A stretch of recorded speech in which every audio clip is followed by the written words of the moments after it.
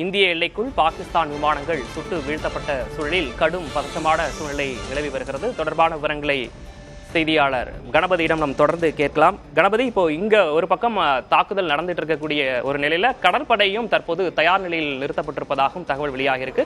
இப்போ உங்கள்கிட்ட இருக்கக்கூடிய அண்மை தகவல் என்ன? முப்படைகளும் எப்போது ஆபரேஷன் சிந்தூர் விவரங்கள் முடிவு செய்யப்பட்டனவோ அப்போதிலிருந்தே முழு முன்னேற்பாடுடன் தயாராக இருக்கின்றன. ஆகவே பாகிஸ்தான் கடல் வழியாகவோ வான் வழியாகவோ அல்லது நில வழியாகவோ தாக்குதல் நடத்த முயற்சி செய்தால் அதற்கு தக்க பதிலடி கொடுக்க வேண்டும் என்ற முன்னேற்பாடுடன் தான் தாக்குதல் நடத்தப்பட்டது. அதுவும் இந்த முறை தாக்குதல் நடத்தப்பட்டதே ஒரு திட்டமிட்ட முறைப்படி இந்திய வான்வெளியை விட்டு இந்திய விமானங்கள் வெளியே போகாமல் இங்கிருந்தே ஏவுகணைகளை ஏவின. அதே போல ட்ரோன் விமானங்கள் பயன்படுத்தப்பட்டன. அதாவது தொழில்நுட்பம் அதிகம் பயன்படுத்தப்பட்டிருக்கிறது. அதுவும் நவீன உயர் தொழில்நுட்பம் பயன்படுத்தப்படுகிறது. அதன் காரணமாகத்தான் இன்று லாகூர், ராவல்பிண்டி உள்ளிட்ட இடங்களிலே இந்திய ட்ரோன் விமானங்கள் தாக்குதல் நடத்தி அதனால் பீதி ஏற்பட்டிருக்கிறது. அந்த தாக்குதலும் பதிலடியாக நடத்தப்பட்டதே. ஏற்கனவே பாகிஸ்தானிலே பலுசிஸ்தான் பிரிவினைவாதிகள் உள்ளிட்ட பல்வேறு உள்நாட்டு பிரச்சனைகள் அதிகமாக இருக்கின்றன. அத்தகைய சூழலில் இந்தியாவுடன் இந்த மோதலை உருவாக்கி அதன் மூலமாக திசை திருப்பும் முயற்சிகளிலே பாகிஸ்தான் அரசு மற்றும் ராணுவம் ஈடுபட்டிருக்கின்றன. பஹல்காம் தீவிரவாத தாக்குதலே அத்தகைய ஒரு முயற்சியாக இருக்கலாம் எனதான் கணிக்கப்படுகிறது. ஆகவே பாகிஸ்தான் எப்படிப்பட்ட சூழலுக்கும் சென்று எத்தகைய தாக்குதல்களையும் நடத்த தயாராக இருக்கும், பொதுமக்களை குறிவைக்கவும் தயங்காது என்பது தற்போது தெளிவாகிவிட்டது. ஆகவே பதிலடி கொடுப்பதற்கு ஏற்கனவே செய்யப்பட்டிருந்த முன்னெச்சரிக்கை நடவடிக்கைகள் காரணமாக தற்போது விமானங்கள் சுட்டு வீழ்த்தப்பட்டிருக்கின்றன, ஏவுகணைகள் தடுக்கப்பட்டிருக்கின்றன, ட்ரோன் விமானங்கள் தகர்க்கப்பட்டிருக்கின்றன. இருந்த போதிலும் தொடர்ச்சியாக இந்தியா விழிப்புணர்வுடன் இருக்க வேண்டிய சூழல் இருக்கிறது. ஆகவேதான் நேற்றைய ஒத்திகை பயிற்சிக்கு பிறகு பொதுமக்கள் எங்கு தாக்குதல் நடைபெற்றாலும் அங்கு பிளாக் அவுட் செய்யப்பட்டு பாதுகாப்பான இடங்களுக்கு செல்வார்கள் என அதற்கான ஏற்பாடுகள் செய்யப்பட்டிருக்கின்றன.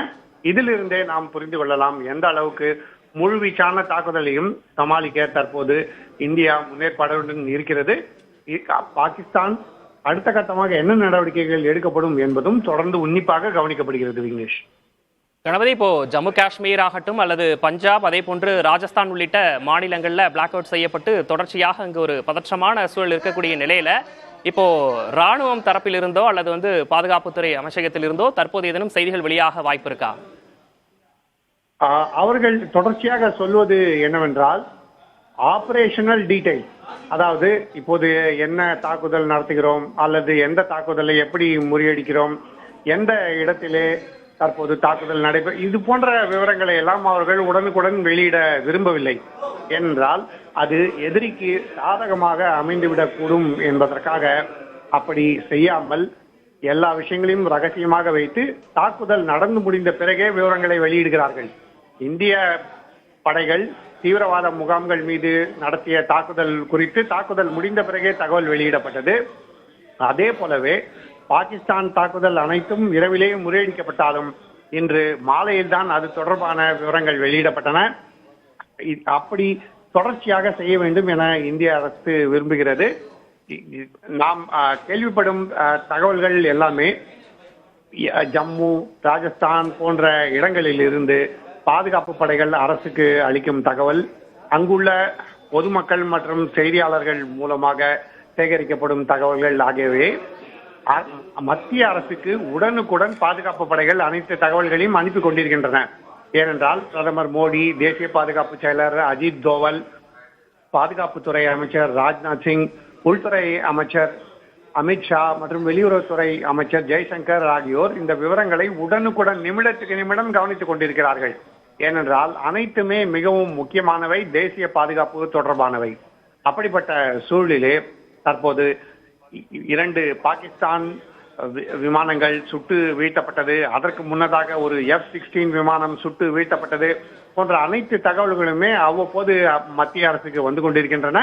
ஆனால் இதெல்லாம் அறிவிப்பாக வெளியிடுவது எப்போது என்ன நீங்கள் கேட்டீர்கள் என்றால் அதற்கு அரசு தொடர்ந்து அளித்துக் கொண்டிருக்கும் ஒரே பதில், அனைத்து பிரச்சனைகளும் நடந்து முடிந்த பின்னர் அதன் பிறகுதான் அறிவிப்புகள் வெளியிடப்படும். முழு விவரங்கள் அனைத்துமே சேகரிக்கப்பட்டு அதன் பிறகு தகவல்கள் வெளியிடப்படும், அறிவிப்புகள் வெளியாகும்.